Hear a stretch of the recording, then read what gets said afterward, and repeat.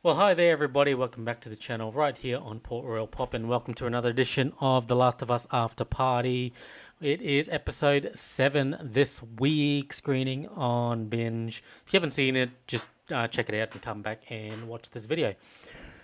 Okay, so episode 7 centered around the DLC from the game, which was called Left Behind, and it's an episode centered around Ellie, which I think was a fun episode. Like, if I'm going to be honest, I think it was probably maybe my least favorite episode so far. But with that said, I mean, it's still an 8 out of 10. But it's just my least favorite episode of the series so far, only because it was a flashback scene that didn't really. So with the Bill and Frank episode, it was still part of the overall story in that Joel and Ellie were on their way to Frank and Bill's place, and all this was happening.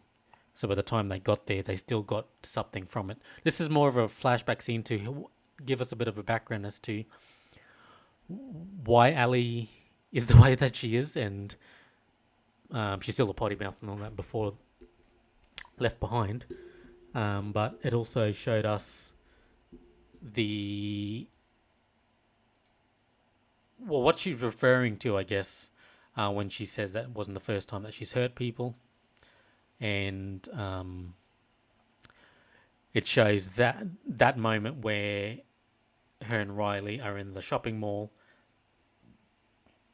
and the moment that where Ellie is bitten by an infected, and so is Riley, bitten by the infected, and the absolute guilt that Ellie has for her, because they are Ellie. Well, Ellie, I don't. It definitely was a mutual thing, but Ellie was crushing hard on Riley, and to the point where they do share a kiss in the scene, and big surprise. Everybody on the internet blew up about it. But I thought, this was a really well adaptation of the Left Behind DLC. It's a faithful adaptation of it, so there's not much was changed from the DLC storyline. Things here and there were changed, but for the most part, it was a pretty faithful adaptation, which is good. And I enjoyed the episode. Like, I thought it was fun. I thought it was a nice little window into the Ellie's past, and I think I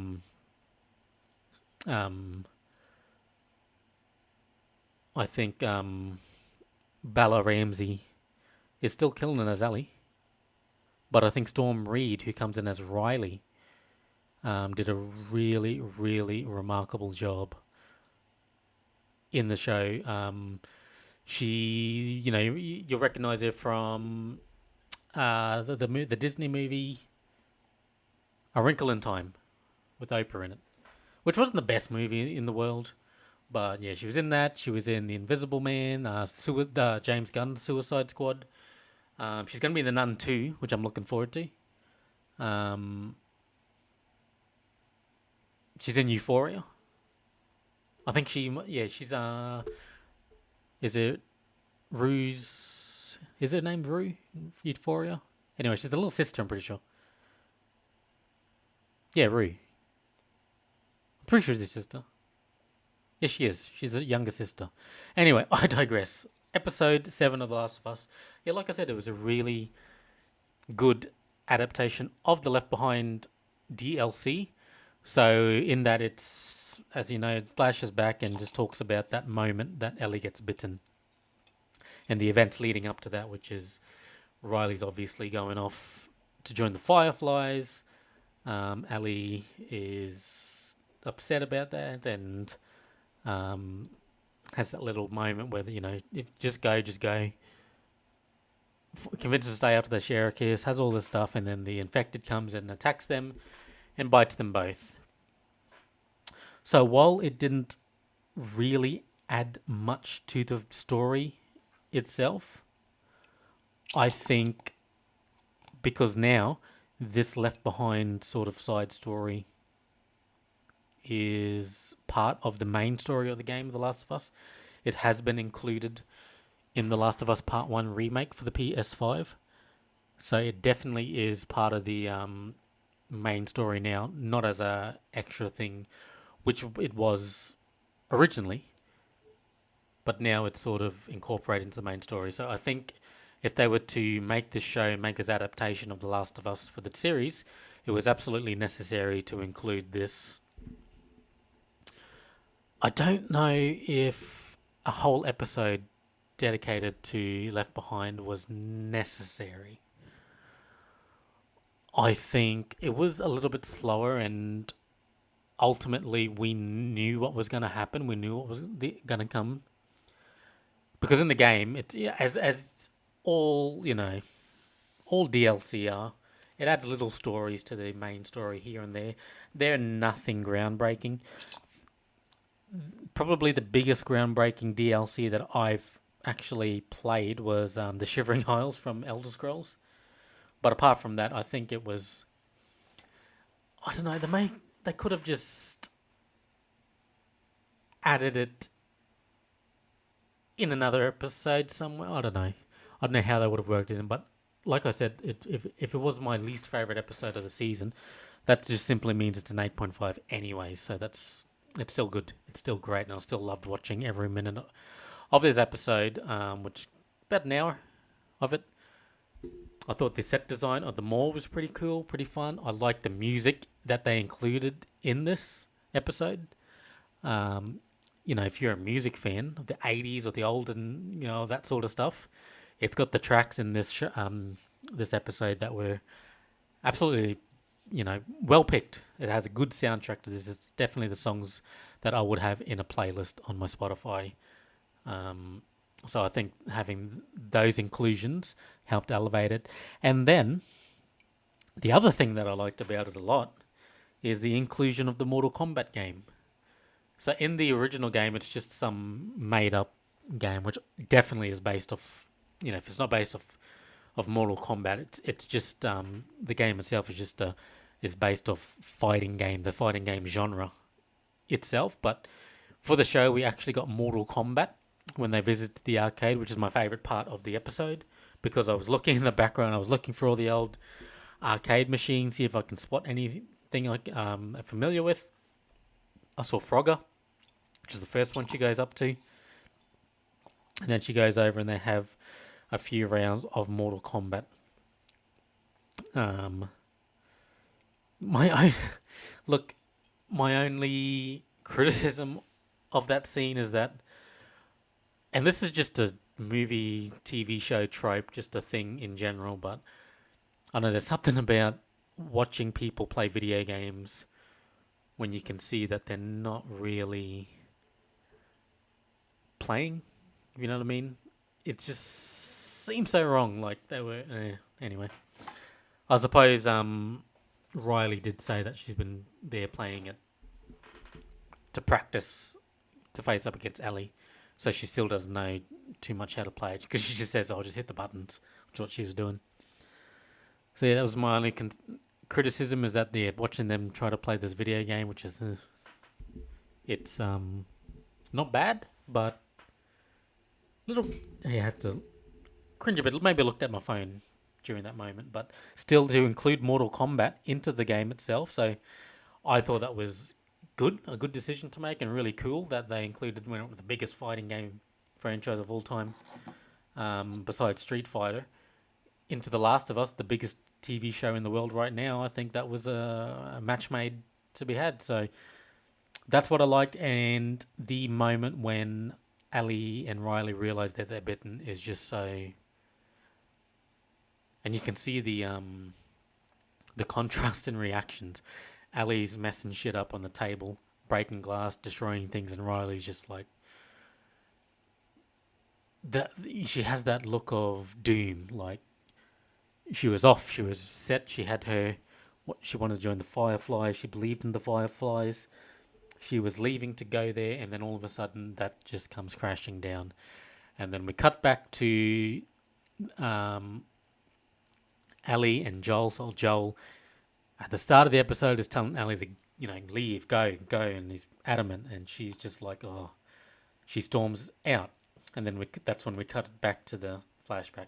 But then we get that moment at the end where after the flashback, and we see Ellie, and she's ready to walk out, but she's just like, no, she's learned from that she's she left behind Riley. It was her fault that Riley, we assume, and she's dead. She was bitten. Riley's not immune. Ellie is. It doesn't actually show the outcome of that, but we get the idea. And we get the idea that, Ellie, she blames herself for leaving Riley behind. And it's something that she doesn't want to do with Joel. And she eventually finds something to help patch him up, so to speak. Literally, sew him up, which is where the episode ended. So, I think the whole mall sequence where they're going to the 4 different things that Riley wants to show Ellie, I think it was an episode that is absolutely necessary. Well, once the episode, I think the storyline is absolutely necessary to include if you're making a Last of Us show, that story. I don't know if it was warranted to make a full episode out of it, but nonetheless, they did it in such a remarkable way that I was just invested in it as well. And if I'm being honest, this is going to be a short after party episode because there wasn't too much in it. It was the flashback sequence. It was, we get a bit. I suppose we can talk a bit about Fedra because it's actually we get that really, really cold line. Really, that if Fedra didn't exist, the guys in the city would either, they'd either starve or kill themselves, rip themselves apart, which is something we see when we go to Kansas City. Because Fedra don't exist there, and things are worse in Kansas City. It's run by, like it's a dictatorship almost in Kansas City. And we get that insight into Fedra's point of view that they see themselves as necessary to keep the world from falling apart. And I think up until this point, we haven't really had that perspective of Fedra. They've always been the antagonists. They've always been the bad guys. But to have that human aspect, like, the officer really believes, and to an extent it might be true, that the world does need Fedra. Otherwise they would, just tear themselves apart. They'll be starving. They'll be killing each other. They'll be murdering each other. So that was cool to include that bit of insight from Fedra. We get a bit about the Fireflies, but really it was around Ellie and Riley's sort of side quest in the mall. And like I said, it might be my least favorite episode, but it was still a really, really good episode. Still an 8 out of 10 for me. But like I said, this is going to be a short after party because it was pretty a straightforward episode. It closed off itself, the episode itself. It closed it off, and it left us with Ellie sort of healing Joel, and then we should have the story play out over the next couple of weeks. And that's the other thing. It's episode 7. We've only got 2 episodes, 2 more weeks of The Last of Us to go. I'm absolutely disappointed in that. We only got 2 episodes to go, but nonetheless, I am here for the ride. They do something that Disney can't do, and that's produce full over an hour, almost an hour to an hour of good content, which is something Disney needs to learn from. All right. That is going to do it for the episode here today. Like I said, it's going to be a short one because it was a straightforward episode. Not much to really ponder, not much to really think about, apart from the fact that we get this cool insight for Fedra, and we get a bit of backstory as to Ali and the things that she's alluded to where she's hurt people. All right, that's going to do it. So whatever you guys thought of the episode 7, Left Behind, of the Last of Us, jump down to the comments below. Let me know what you thought. Let me know some of your highlights, and what are you looking forward to in the weeks coming up as we get ready to wrap things up for season 1. All right, thanks for watching this one, and don't forget, as always, if you like the video, please hit the thumbs up, hit the subscribe button, and hit that notification bell to stay up to date for our next After Party episode. And until then, goodbye.